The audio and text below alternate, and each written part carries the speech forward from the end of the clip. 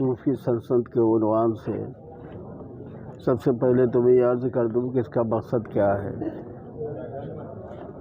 اس کا مقصد یہ ہے کہ پورے ملک میں جو ہے وہ امن و امان، پیار اور محبت کا نظام قائم ہو اور نفرتیں دور ہوں، بھائی چارگی، اخوت جو ہے یہ آپس میں پیدا ہو۔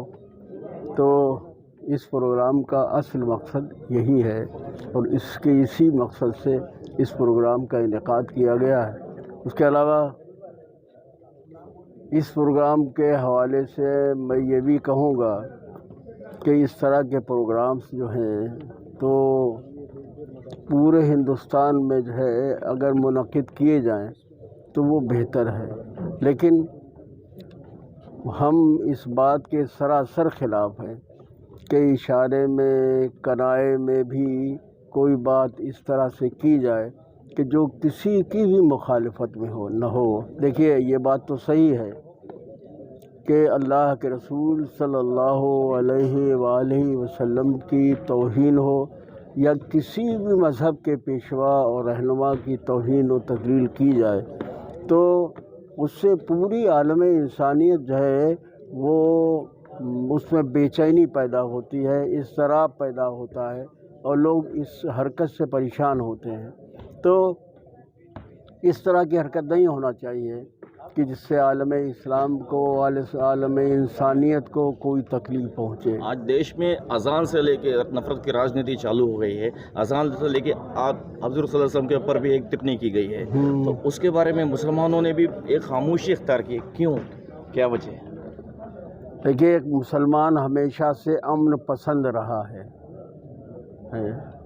آپ ہندوستان کی تاریخ میں دیکھیے، میں کسی کی تاریخ دہرانا نہیں چاہتا مگر آپ ہندوستان کی تاریخ میں دیکھیے کہ مسلمانوں نے کبھی بھی کسی کو جو ہے وہ ذلیل و خوار نہیں کیا اور نہ کسی کا آڈر مڈر کیا، نہ کسی کو پریشان کیا۔ مسلمان ہمیشہ صبر اور ضبط سے کام لیتا ہے۔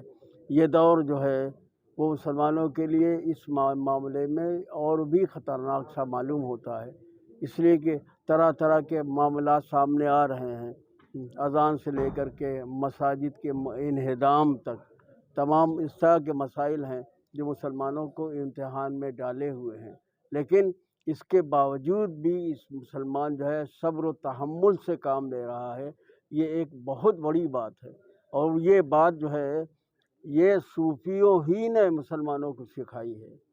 یہ ہندوستان جو ہے تو رشیوں، منیوں، سادھو، سنتوں کا اور یہ سمجھیے آپ کی صوفیہ کا ملک ہے۔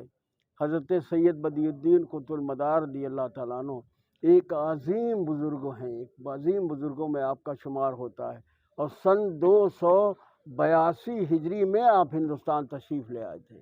ہندوستان میں سن 282 ہجری میں آپ آئے تھے، اور جب سے مداریت کی تحریک جو ہے وہ چل رہی ہے۔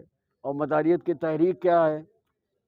آپ یہ سمجھیے کہ ہندوستان میں جب انگریزوں نے قدم اٹھایا تو ہندوستان کی تاریخ کو لوگ اتھل پتھل کر رہے ہیں، لیکن سب سے پہلے اگر ہندوستان میں انگریزوں کے خلاف کسی نے بغاوت کی ہے تو وہ سلسلہ عالیہ مداریہ ہی کا ایک ملنگ تھے جن کا نام ہے مجنوں شاہ ملنگ۔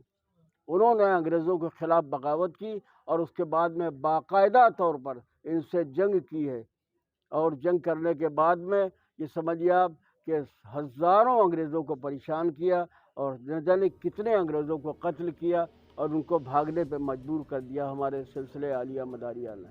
تو مداریہ سلسلے کے لوگ جو ہے وہ امن پسند ضرور ہیں اور مسلمان بھی امن پسند ضرور ہیں، لیکن پورے ہندوستان نے دیکھا اور پوری دنیا نے دیکھا ہے کہ جب بھی ملک پر کوئی خراب وقت آیا ہے تو سب سے پہلے مسلمانوں نے اپنا سینہ آگے کیا ہے، چاہے کانپور کا معاملہ ہو جو انگریزوں کے سامنے آئے تھے کہ چھوٹے چھوٹے بچوں کو جو ہے انگریزوں نے قتل کیا تھا، آپ دیکھیے اس میں مسلمانوں کی کتنی تعداد ہے، اور بھی جس قدر بھی مسائل سامنے آتے ہیں مسلمان ہمیشہ ملک کے لیے جو ہے وفادار ثابت ہوا ہے वफादार है और इंशाअल्लाह तबारक ताला हमेशा मदारिया रहेगा। सूफी फाउंडेशन देश के लिए क्या पैगाम देना चाहते हैं? देखिए आप एक बात को बार बार कहलाना चाहते हैं, सबसे बड़ा पैगाम मेरा यही है कि मेरा पैगाम मोहब्बत है जहाँ तक पहुँचे। तो हमारा पैगाम है मोहब्बत को आम किया जाए।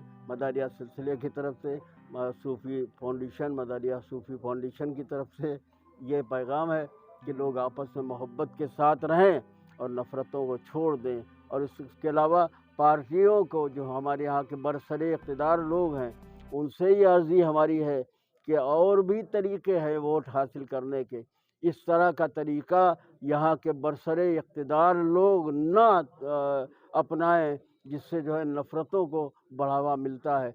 माइक को उतारना, उसके अलावा अज़ानों पर पाबंदियाँ लगाना, नमाज पर जो है वो टिप्पणियाँ करना, अल्लाह के रसूल के शान में जो है गुस्ताखियाँ करना। देखिए, इस प्रोग्राम के हवाले से मैं एक बार फिर ये बात कहना चाहता हूँ कि जिसने भी अल्लाह के रसूल सल्लल्लाहु अलैहि वसल्लम की तौहीन और तज़लील की है, उसका हम सब मिलकर के, इस फाउंडेशन की तरफ से भी हम सब मिलकर के उसकी मज़म्मत करते हैं और उससे हम सब बेज़ार हैं। अल्लाह ताला सबको ये सआदत अता करे कि जिस कदर भी रहनुमा पेशवा हैं, जिस मज़हब के भी हों, हम सब उसका एहतराम करें। बहुत बहुत शुक्रिया।